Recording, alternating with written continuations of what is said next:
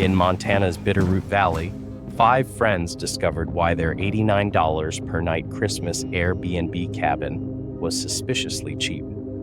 I am the Nightmare Maestro, and tonight's tale proves some holiday reunions should remain buried in the past. The listing appeared in Maya Zhao's inbox at 3:47 a.m. on December 1st, an algorithmic suggestion from Airbnb that seemed too perfect to ignore. A secluded log cabin nestled in Montana's Bitterroot Valley, available for the holidays at a suspiciously low rate. The photos showcased gleaming hardwood floors, a stone fireplace with an ornate mirror mounted above, and windows that stretched from floor to ceiling, offering panoramic views of snow-dusted pines. Sarah hadn't planned on organizing a Christmas reunion. The idea crystallized as she scrolled through the photos at her desk, the blue light of her monitor casting shadows across her face. The past year had scattered her college friends across the country. Liv to Seattle's tech scene, Aiden to Chicago's financial district, Sophia to Boston's hospitals, and Nate to Los Angeles's film industry. Their group chat had grown quiet, filled with empty promises to catch up soon. The cabin's price tag of $89 per night should have been the first warning sign. The second should have been how quickly everyone agreed to come, despite the short notice and remote location. The third was hidden in the property's reviews, or rather, their complete absence. But Sarah, desperate to rebuild bridges that had begun crumbling since graduation, ignored these red flags. What sealed their fate was the final photo in the listing. 5 friends raising wine glasses in front of the fireplace, their faces obscured by lens flare. Something about their pose felt familiar, almost like looking into a future memory. Sarah sent the booking confirmation without reading the fine print, without noticing how the timestamp on her payment receipt read December 25th, 1984. Now, watching her friends pull up to the cabin in their rental cars, Sarah couldn't shake the feeling that she'd seen this moment before. Liv's silver Subaru navigating the icy driveway, Aiden's borrowed truck kicking up snow, Sophia's GPS announcing, "You have arrived," in synthetic tones, Nate carrying his camera equipment through the knee-deep snow, already filming their arrival for his documentary side project. The cabin loomed before them, exactly as advertised, yet somehow more imposing in person. The antique mirror above the fireplace caught the last rays of December sunlight, reflecting their approaching figures with perfect clarity. None of them noticed how their reflections lingered for a fraction too long, how the mirror's surface rippled like disturbed water, or how the temperature seemed to drop with each step they took toward the front door. Sarah found the key exactly where the host said it would be, under a frost-covered garden gnome whose smile seemed to widen as she lifted it. The lock turned with a sound like breaking ice, and the door swung open on well-oiled hinges, inviting them into warmth and darkness. The smell hit them first cinnamon and pine, impossibly strong for an empty cabin. Sarah's hand found the light switch, illuminating a space that felt both welcoming and wrong. Everything matched the listing photos perfectly, down to the arrangement of throw pillows on the leather couch. A fire already burned in the hearth, though no one should have been there to light it. Liv, always the practical one, mentioned how the host must have used a smart home system to prepare for their arrival. Aiden agreed too quickly, his eyes fixed on the mirror above the fireplace. The reflected flames cast strange shadows across his face, deeper than they should have been. Sophia discovered the house manual on the vintage coffee table, bound in cracked leather that felt cold to the touch. The pages contained standard rental rules typed in crisp modern font until page 7. There, in faded ink that might have once been read, someone had handwritten additional instructions. Never cover the mirror above the fireplace. Don't discuss past regrets after midnight. Leave something personal behind when you go. Nate, filming everything as usual, zoomed in on the handwritten rules. Through his camera's LCD screen, the ink seemed to shimmer and shift. He adjusted the focus, but the movement remained. Later, reviewing the footage, This segment would be corrupted just static and the sound of breathing. The group settled in as evening approached, unpacking bags and claiming bedrooms. The cabin's layout encouraged closeness, with 4 bedrooms arranged around the central living space like spokes on a wheel. Sarah took the master bedroom, its window offering a direct view of the frozen lake behind the property. The others chose rooms based on an old system from their college days, Liv and Sophia sharing, Aiden taking the smallest room, and Nate claiming the one furthest from the bathroom, just like in their sophomore year apartment. None of them questioned how the cabin's layout perfectly mimicked their old living arrangement, or why Sarah's room key had her initials already engraved on it, or how each bedroom contained subtle touches that seemed specifically chosen for its occupant: a Seattle coffee shop mug in Liv's room, a Cubs pennant in Aiden's, a dog-eared copy of Grey's Anatomy in Sophia's, and a vintage Super 8 camera on Nate's desk. The sun set early, as it does in Montana winters, and the forest pressed close around them. Through the windows, the snow-covered landscape transformed into an impenetrable wall of darkness. Their phone signals had died shortly after arrival expected, given the remote location, but the cabin's Wi-Fi worked perfectly. Too perfectly, Aiden would later note, for a property this far from civilization. Sarah gathered everyone in the living room, uncorking a bottle of wine she'd packed for the occasion. As they settled into familiar patterns of conversation, catching up on months of separated lives, the mirror above them captured every gesture, every laugh, every subtle glance. And if anyone noticed how their reflections sometimes moved independently of their bodies, they didn't mention it. Not yet. Liv pulled out her laptop, suggesting they queue up their traditional Christmas movie marathon. The cabin's smart TV connected instantly, but instead of their Netflix accounts, it only showed locally stored files. A folder labeled Holiday Memories contained dozens of videos, each dated December 25th from different years. The earliest was 1984. The group debated watching one out of curiosity, but Sophia's instincts, honed by years of emergency room rotations, made her vote against it. Something about the timestamps bothered her, though she couldn't articulate why. They settled instead on playing music through Nate's portable speaker, which picked up an odd interference every time someone walked past the mirror.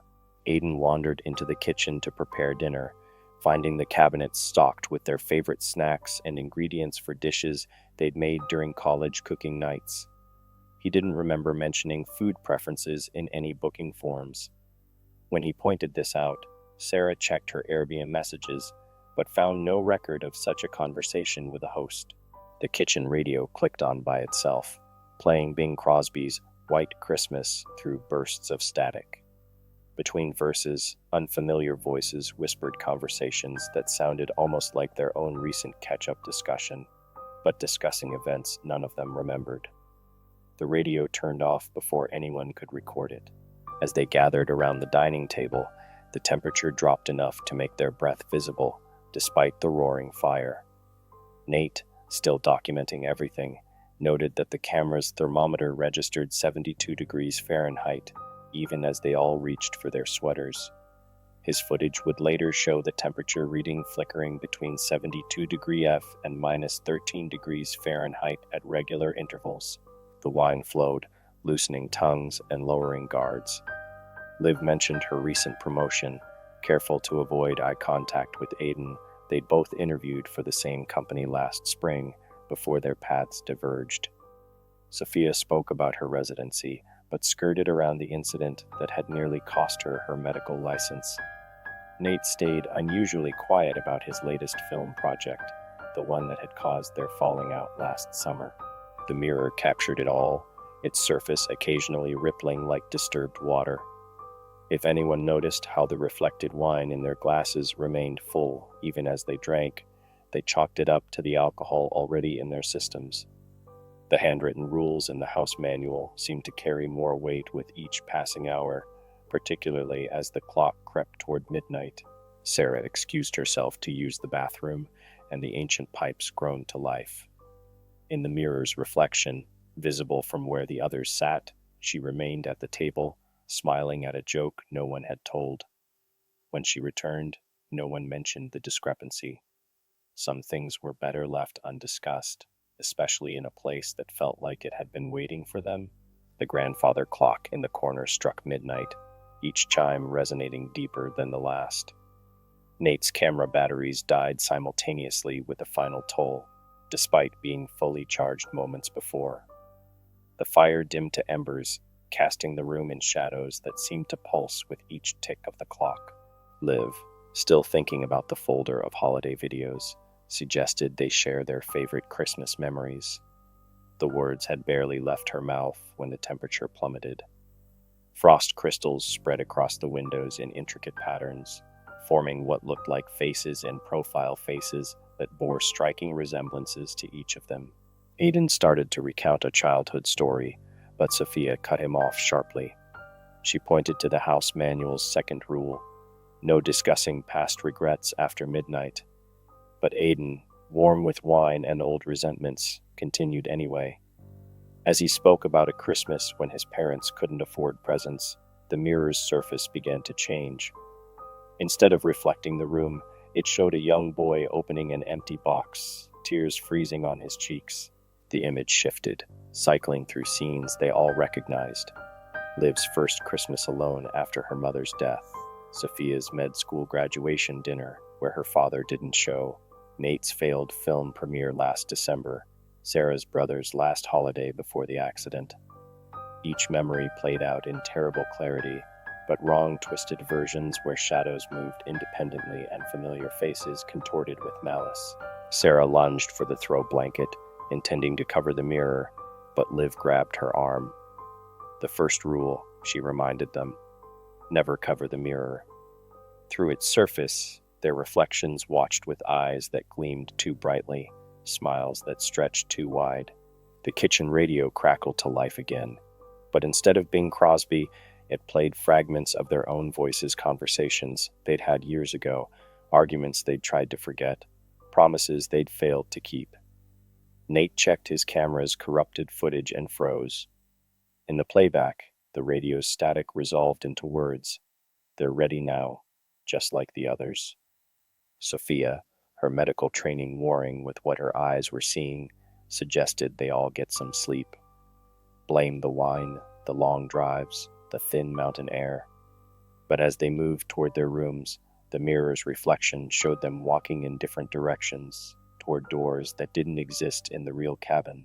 The grandfather clock struck 12 again, though hours had passed since midnight. In the mirror, the time read 11:59 p.m., December 24th, 1984. Their reflections stared back at them, wearing clothes from a different era, waiting with patient, hungry smiles. No one slept that night. They sat in their rooms, listening to footsteps in the hallway that changed direction every time they opened their doors to check. The Wi-Fi still worked perfectly, but every email they tried to send bounced back with the same error message. Delivery failed, recipient does not exist. Outside, the snow continued to fall, but it seemed to be falling upward, gathering against the bottoms of the windowsills like pale fingers reaching in. And in every window's reflection, the same 5 figures stood in the yard, waving up at themselves. Dawn arrived with suspicious suddenness. Sophia emerged first, her medical bag clutched tight against her chest. She'd spent the night documenting everything, seeking patterns in the chaos. According to her readings, their vital signs had synchronized not just with each other, but with the grandfather clock's steady pulse. Liv discovered the photo album while searching the master bathroom's cabinet. Leather-bound, like the house manual, its pages showed the same scene repeated through decades. 5 people toasting by the fireplace, their faces increasingly distorted in each photo.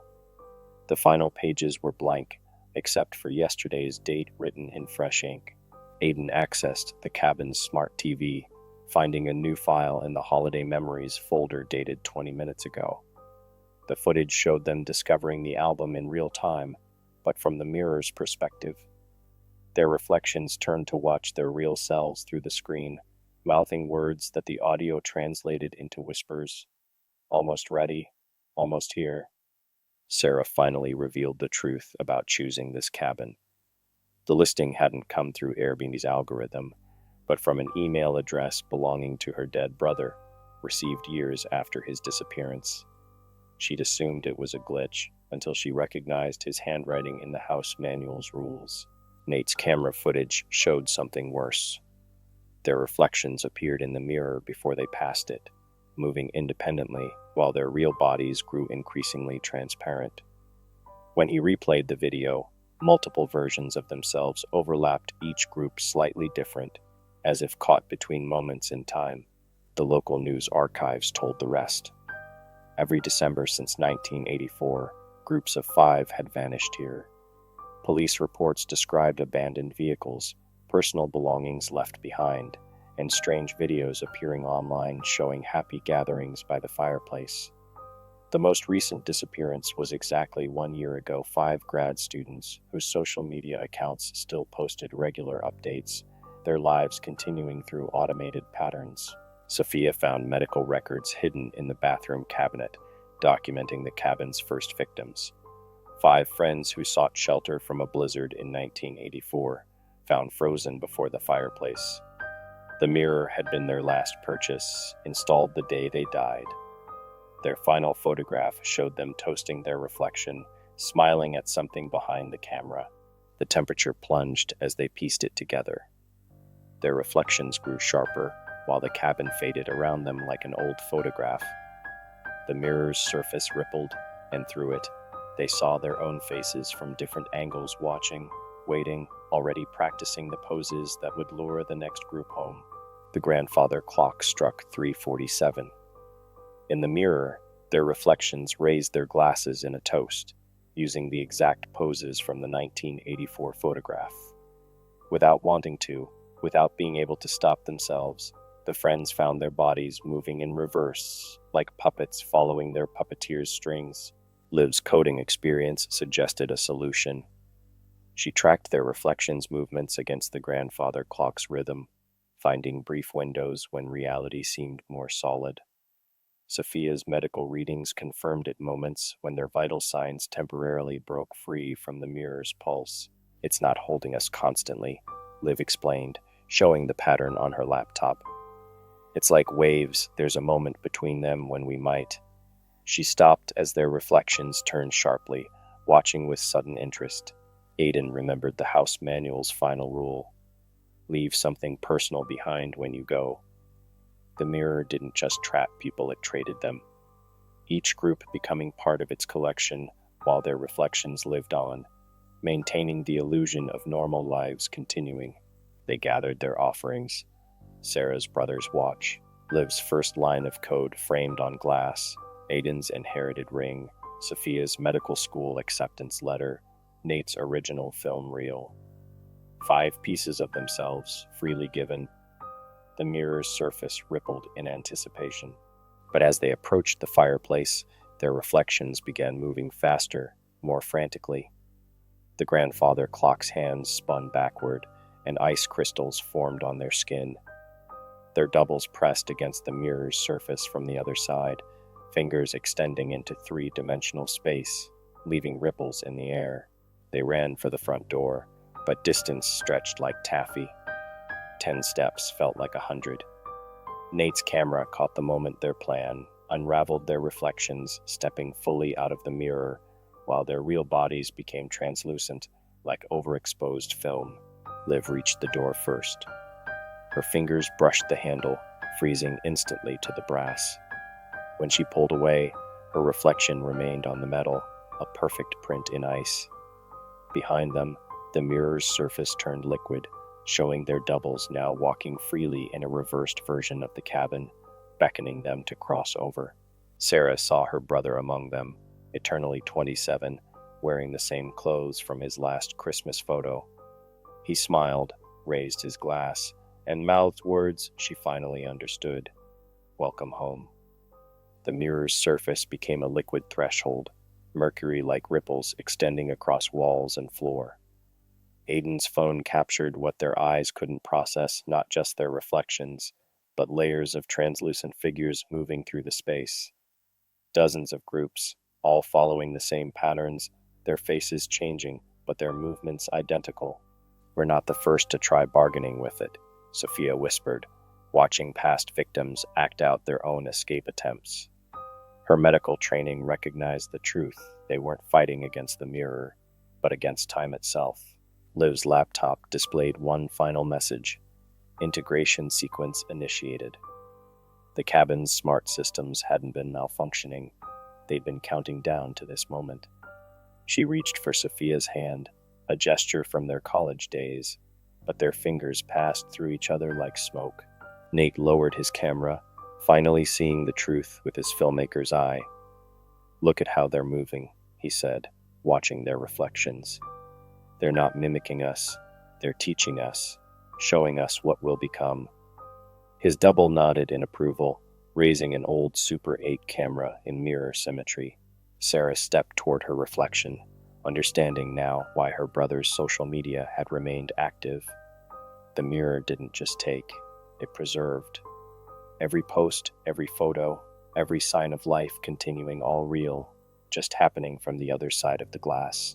Their reflections moved with increasing purpose, herding them away from the door and toward the fireplace. Each step felt more natural than the last, as if they were finally learning the steps to a dance they'd been practicing all their lives. Aiden watched his reflection extend its hand, wearing his father's ring. "We're not dying," he realized. "We're becoming something that can't die." Around them, the cabin space folded like pages in a book, revealing the truth not one moment, but every Christmas since 1984, layered together like infinite reflections. The grandfather clock struck its final note. Their reflections reached through time, wearing faces both familiar and strange, offering not an escape, but an invitation. An endless moment stretched between tick and tock, between flesh and reflection, between what they had been and what they would become. They stepped forward together, 5 friends becoming 5 more faces in the mirror's eternal collection. The threshold between reality and reflection dissolved, and they understood at last they weren't being trapped. They were being remembered. The transition felt like sinking into deep water. Their physical forms dissolved into the mirror's surface, while their reflections solidified, becoming more real than reality. Through the glass, they watched their own transformation, not with horror, but with growing recognition.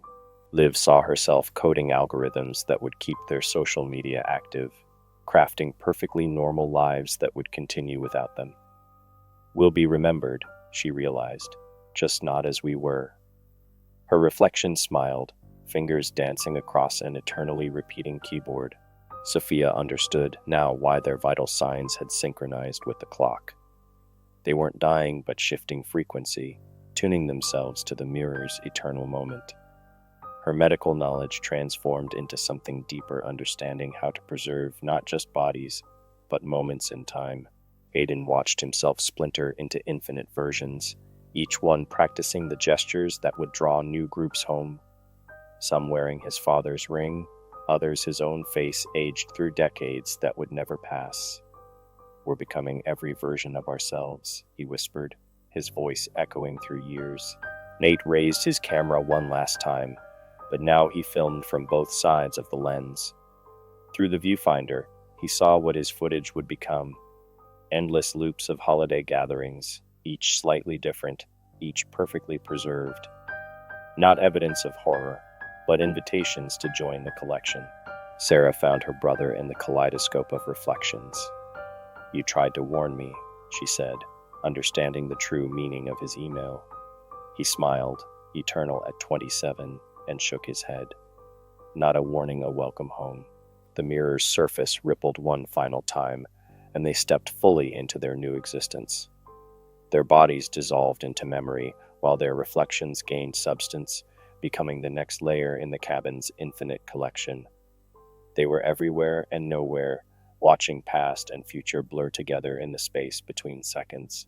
3 days later, a new listing appeared on Airbnb. A cozy cabin in Montana, priced at $89 per night. The photos showed 5 friends toasting by a fireplace, their faces caught in that perfect moment between flesh and reflection. Their social media accounts posted updates about successful careers and happy lives, while in the cabin's Gmail draft folder, 5 identical invitations waited to be sent. In the mirror above the fireplace, 5 figures raised their glasses in an eternal toast, their faces young and old, past and future, living and reflected. They watched through the glass as winter deepened around the cabin, waiting for the next group who would need a perfect Christmas getaway. After all, some stories can only be told through reflections, and some memories are meant to be kept forever. The grandfather clock struck 3:47, and somewhere in Seattle, a woman opened an email from her sister who had vanished 3 years ago, clicked on an Airbnb listing for a cozy Montana cabin, and smiled at its perfect price, $89 per night. If this tale of twisted reflections and eternal Christmas reunions sent a chill down your spine, share it with fellow horror enthusiasts who appreciate psychological terror. Have you ever experienced anything strange in an Airbnb or encountered a mirror that seemed different? Share your experiences in the comments below. Don't forget to subscribe to the Nightmare Maestro and ring that notification bell. After all, you never know when the next invitation to join our collection of horror will arrive in your inbox, especially at 3:47 a.m.